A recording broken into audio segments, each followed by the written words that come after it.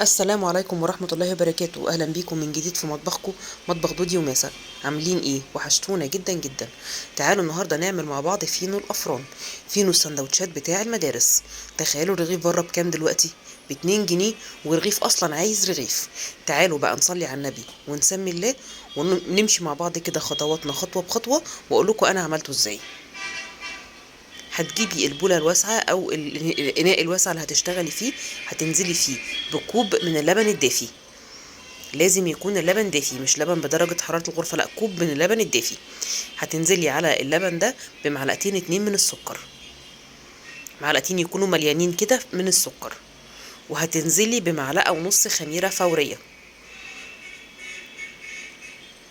يا رب تكون الصورة واضحة قدامكم. ادي اول معلقة، وكمان نص معلقة خميرة فورية. وهتقلبي المقدار ده مع بعضه كويس لحد ما السكر يدوب جوه اللبن.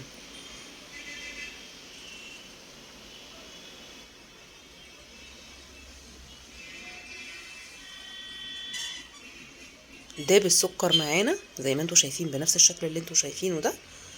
هبتدي اغطي الخليط ده على بعضه واسيبه مده ما تقلش عن ربع ساعه علشان الخميره تتفاعل مع السكر واللبن. اسيبه ربع ساعه وبعدين ارجع له تاني. تعالوا نرجع نشوفه دلوقتي بعد ما سبناه ربع ساعه تقريبا. ما شاء الله الخميره اتفعلت بالشكل اللي انتوا شايفينه. تعالوا بقى نبدا نضيف المكونات التانية مكون بمكون. اول حاجه هحط شويه خل صغيرين، وده بيضمن معايا هشاشه العجينه وهشاشه رغيف الفينو بعد ما بيستوي. وهنضيف عليه بضاية واحدة بس بدرجة حرارة الغرفة، يعني اكون مطلعاها من التلاجة مثلا قبل ما اشتغل بيها بساعة على الاقل. وبعد كده هبتدي اضيف الدقيق بتاعي. نزلت ادي اول كوباية دقيق بالكوب المعياري، وتراعي ان الكوب اللي تشتغل بيه سواء بتحطي بيه اللبن او اي حاجة يبقى هو نفس الكوب. دي كده كوبايتين، 3 كوبايات. وادي الكوباية الرابعة.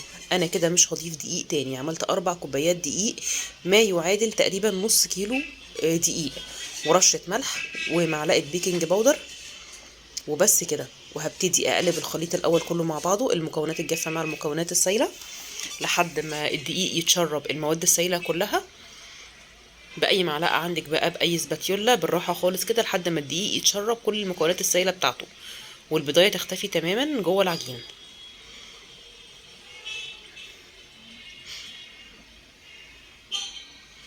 هبتدي بقى الخطوة دي اعجن بايدي علشان اشوف العجينة هتحتاج مواد سايلة ولا لا، وهي كده كده هتحتاج. هبتدي وانا بعجنها هنزل عليها بلبن دافي، بس شوية بشوية، حبات بحبات.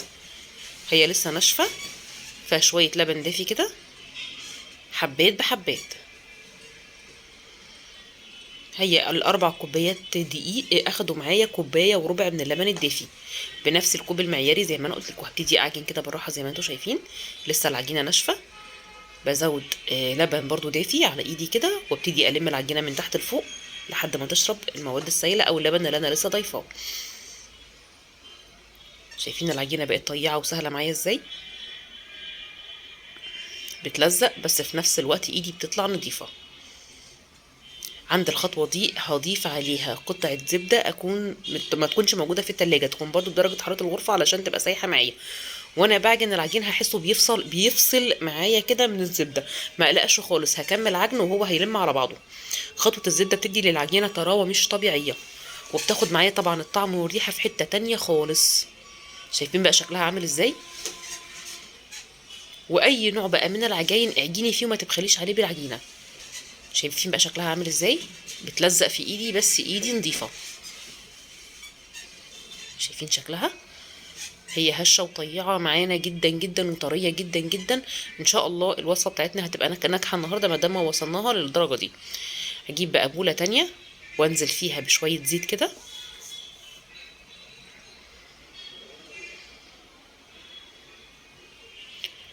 واخد العجينه بنفس الشكل ده، ولا استخدمت فرشه ولا غيره، يا دوب لميتها كده على بعض. وهبتدي اقلب الوش بتاعها على الزيت واحطها على ظهرها في نفس البوله، واغطي البوله بشرينك او بكيس مشمع زي ما انا عامله كده، واحط عليها فوطه مده ما تقلش عن 40 دقيقه. اسيبها تخمر براحتها خالص، ما استعجلش عليها. انا سبتها تقريبا 40 دقيقة او يمكن اكتر شوية كمان. تعالوا بقى نرجع نبص عليها تاني. شايفين ما شاء الله العجينة ضعفت معايا ازاي؟ شكلها تحفة وريحتها تحفة تحفة تحفة. هنبتدي بقى نفرغ الهواء اللي من العجينة ونطلعها معانا على الرخامة بنفس الشكل اللي انتوا شايفينه ده.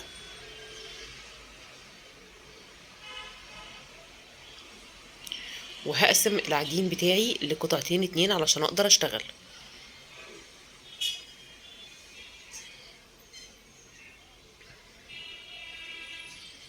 وهجيب كل قطعة هلفها رول.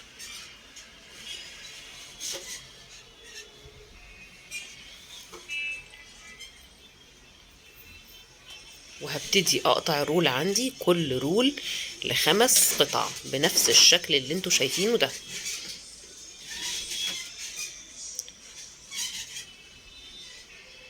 واكور كل قطعة لوحدها علشان كل قطعة هتعملي رغيف. اخلي الوش بتاعها املس، السطح بتاعها املس بنفس الشكل اللي انتوا شايفينه. وطبعا ليكي حرية الاختيار، تعمليها كبيرة تعمليها صغيرة. انا فضلت بصراحة ان انا اعمل الرغيف الكبير. عايزة تعمليها صغيرة بتخلي القطعة اصغر من كده.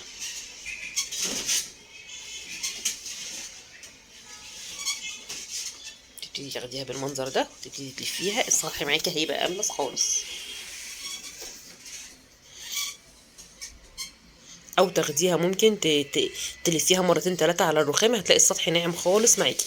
وبنفس الطريقة هتكملي كل كور العجين اللي عندك. شايفين شكلها عامل ازاي؟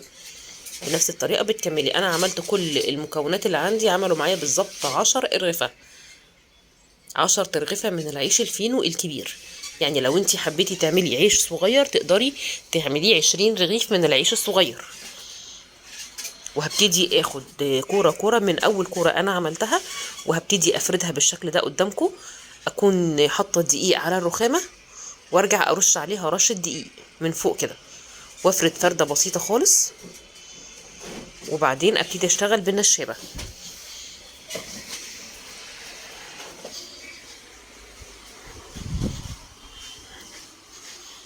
احاول وانا بشتغل ما اخليش حته تخينه وحته رفيعه، واخليها متساويه كده، لان انا هفردها على شكل مستطيل مش شكل دائري. اكمل فرد بالراحه واقلبها على الناحيه التانية، واساوي كده الاطراف بايدي عشان ما تبقاش حته تخينه وحته رفيعه. كده انا ظبطتها على قد ما اقدر كده قدامكم بنفس الشكل ده.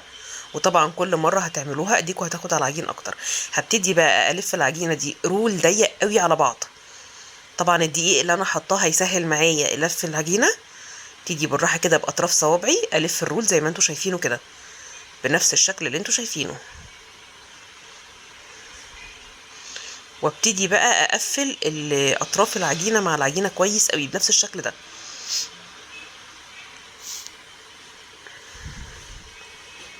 واتاكد انها اتقفلت كويس معايا.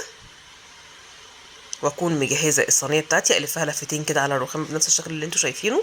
واكون مجهزه بقى الصينيه بتاعتي اللي انا هحط فيها رغيفه العيش الفينو، واكمل باقي الكميه بنفس الطريقه. شايفين هو شكله معايا صغير ازاي؟ وانا بقى بحطها عشان تخمر اراعي ان انا احط مسافات ما بينها وما بين العيش التاني، لان حجمها هيتضاعف جدا. وبعدين جبت معايا شويه لبن عليهم نص معلقه سكر، وهبتدي اوزع اللبن كويس جدا على كل اطراف العجينه وعلى المنتصف وعلى كل حته على الرغيف من كل الجوانب يعني.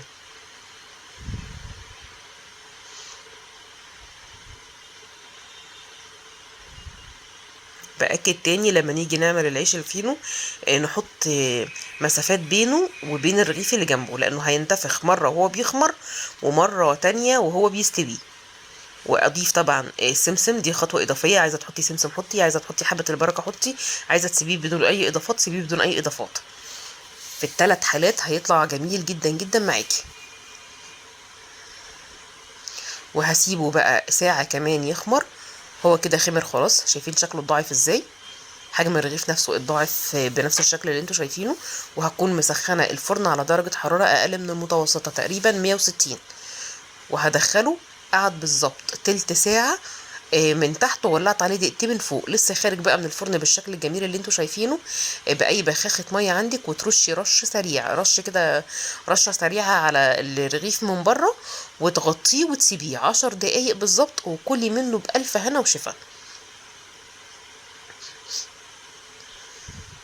كده احنا غطيناه، هو طري خالص بس لسه سخن معانا. شايفين شكل الرغيف بسم الله ما شاء الله عامل ازاي، وطراوته عامله ازاي. هو طبعا سخن معايا، لو انا حاولت اطلعه دلوقتي او افصله من الصينيه هيتقطع، فهسيبه لما يبرد تماما، وبعد ما يبرد هبتدي اشيله من الصينيه، احطه في الاكياس بقى في الفرن. توزعيه زي ما انت عايزه او تعينيه زي ما انت عايزه. ده بيكون شكله النهائي زي ما انتم شايفين. شكله رهيب، لونه رهيب، طعمه رهيب، بسم الله ما شاء الله. منفوش، مش مليان، مش مكتوم من جوه كده. واثقه ومتاكده انك لما تجربي الوصفه النهارده هتعجبك وهتدعي لي. كانت معاكم غاده سمير من مطبخ دودي وماسه، ومن هنا لحد ما اشوفكم الفيديو جاي باذن الله، اسيبكم في رعايه ربنا وامنه. السلام عليكم ورحمه الله وبركاته.